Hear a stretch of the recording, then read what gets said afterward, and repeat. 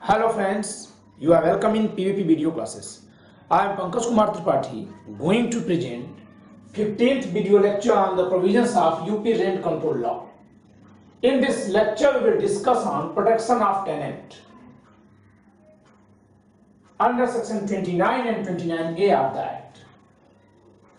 मित्रों, उत्तर प्रदेश किराया नियंत्रण कानून के इस 15वें व्याख्यान में हम लोग किराएदार का संरक्षण विषय पर अध्ययन करेंगे, जिसमें अधिनियम की दो धाराओं पर चर्चा की जाएगी, धारा 29 और 29 को।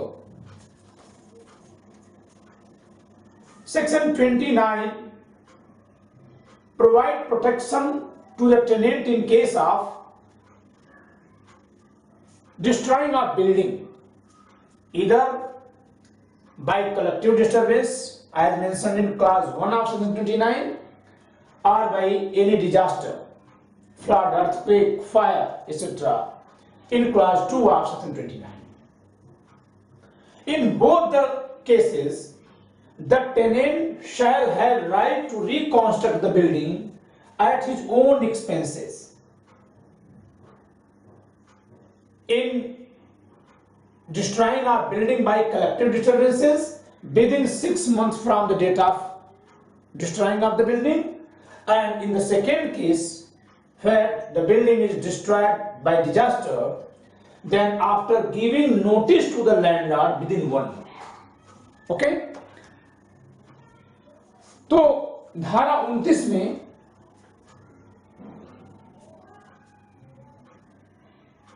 सार्वजनिक उपद्रव की दशा में, सार्वजनिक उपद्रव, दंगा बलवा आदि की दशा में इमारत के नष्ट हो जाने पर और खंड 2 में किसी प्राकृतिक अथवा दुर्घटनाग्रस्त आपदा, दुर्घटनाजन्य आपदा जैसे अग्निकांड, बाढ़, भूकंप आदि में इमारत के नष्ट हो जाने पर धारा 29 का खंड 1 और खंड 2 क्रमशः किराएदार को यह अधिकार देता है कि वो अपने खर्च पर उस बिल्डिंग का नवनिर्माण करा दे। जब कभी यह सामुदायिक उपद्रव में भवन नष्ट हुआ हो तो ऐसा अधिकार उसके पास इमारत के नष्ट होने के 6 महीने के भीतर तक होता है, और जब कभी दुर्घटना अथवा प्राकृतिक आपदा से नुकसान हुआ होता है तब ऐसा अधिकार उसे ऐसी इस प्रकार इमारत के नष्ट होने की सूचना मकानदार को देने के 1 महीने के भीतर होता है। ठीक है, so let me read section 29। Section 29 special protection to tenants of buildings destroyed by collective disturbances, etc. Clause 1. Where in consequence of the commission of mischief or any other offense in the house in the course of collective disturbances, any building under tenancy is wholly or partially destroyed, the tenant shall have the right to re-erect it wholly or partially, as the case may be, at his own expenses within a period of 6 months from such injury. At his own expenses within period of 6 months from the date of such destroy. तो खंड 1 के अनुसार जब कभी कोई किराएदारी के अधीन की इमारत संपूर्णतः अथवा भागतः सामुदायिक उपद्रव से उपजे रिष्टि में क्षतिग्रस्त हो जाती है, नष्ट हो जाती है, तो इस प्रकार नष्ट होने के 6 महीने के भीतर अपने खर्च पर उस भवन के पुनर्निर्माण अथवा उसकी मरम्मत का अधिकार किराएदार को होता है। When such right would not be available to the tenant, there is a proviso attached with clause 1, provided that if such injury was occasioned by the wrongful act or default of the tenant, he shall not be entitled to avail himself of the benefit of this provision. What I have mentioned here. Only when he has no role in the caused damage. तो लेकिन अगर इस प्रकार के उपद्रव में उसकी अपनी कोई भूमिका है उसकी अपनी कोई त्रुटि है, कोई अपनी उसकी ओर से कोई चूक हुई है जिसकी वजह से क्षतिग्रस्त हुआ है भवन, तब उसे अधिकार नहीं होगा।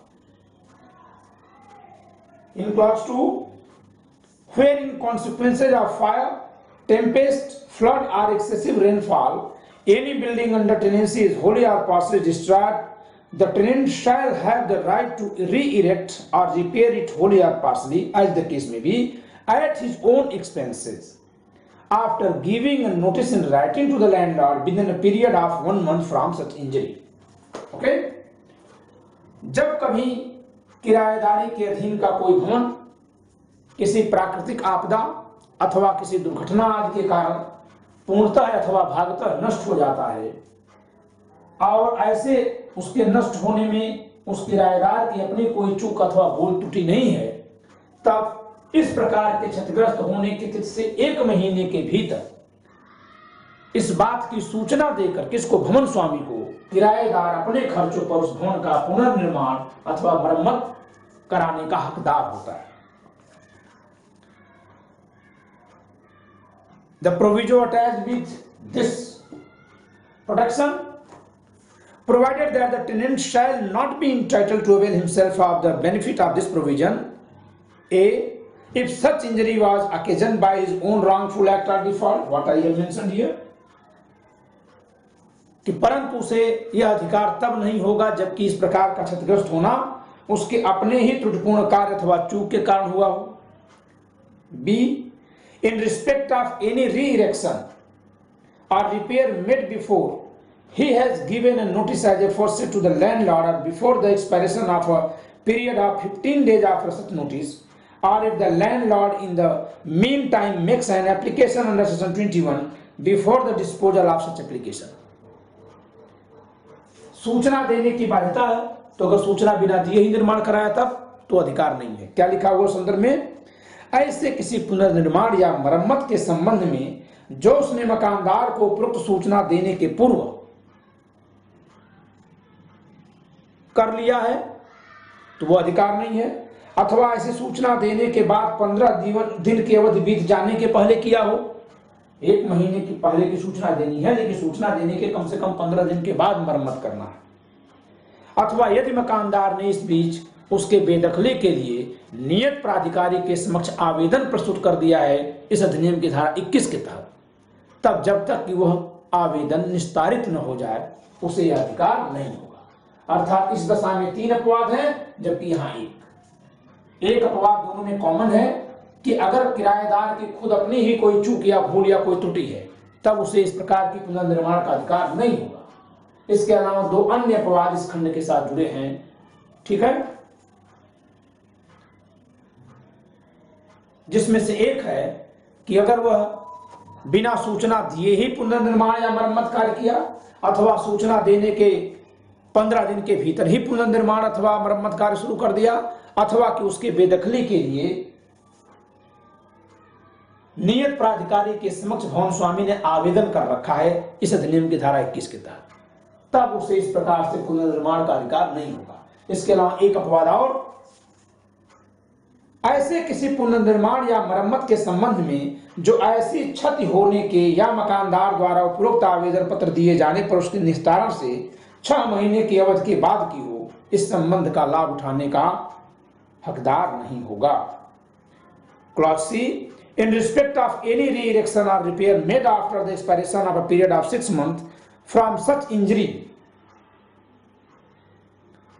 or if the landlord has made any application as aforesaid from the disposal thereof. Okay? तो जब कभी इस प्रकार का कोई नुकसान हुआ है भवन को, तो सूचना देने के 1 महीने के भीतर निर्माण कार्य शुरू करना होगा, और अगर 6 महीने तक में नहीं कर पाए तो फिर आगे अधिकार नहीं होगा।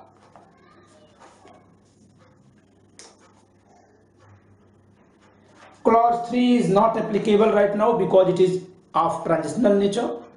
It is applicable only on the buildings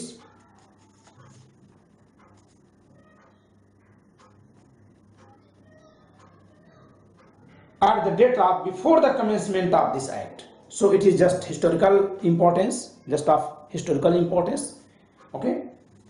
इस धारा का खंड 3 आज के लिए महत्वपूर्ण नहीं है, क्योंकि यह तब प्रभाव में आया था, होता था, जबकि अधिनियम लागू हुआ। ठीक है।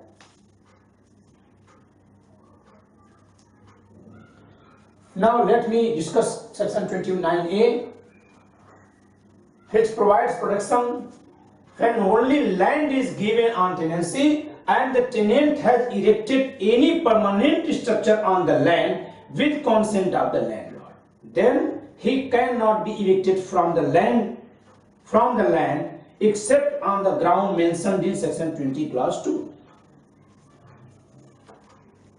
यह बेदखली के विरुद्ध संरक्षण है धारा 29 को में, जिसके अनुसार जब कभी केवल जमीन किराए पर दी गई हो, भाड़े पर दी, केवल भूमि, और वहां किराएदार ने कोई संरचना बनाई हो, कोई निर्माण किया हो भवन स्वामी की सम्मति से, तब उसे केवल धारा 20 के खंड 2 में उल्लिखित आधारों पर ही वाद दाखिल करके बेदखल किया जा सकता है।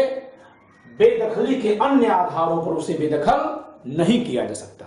अर्थात उसे उसके त्रुटि के लिए वो किराया न दे रहा हो, वो उस जमीन को नष्ट कर रहा हो, वह भूमि स्वामी की हैसियत को नकार रहा हो, आदि आधारों पर बेदखल तो किया जा सकता है, किंतु भूस्वामी के आवश्यकता आदि के आधारों पर उसे बेदखल धारा 21 के अधीन नहीं किया जा सकता। Okay, it means he may be evicted from the land only on any of the grounds based on his fault, like he doesn't pay the rent, or he denies the title of landlord, okay, he destroys the land, the grounds mentioned in clause 2 of section 20, through file a suit in appropriate court. But he cannot be evicted from the land on any of the ground mentioned in section 21 or any other provision of the act. Okay, so enjoy the lecture. Bye.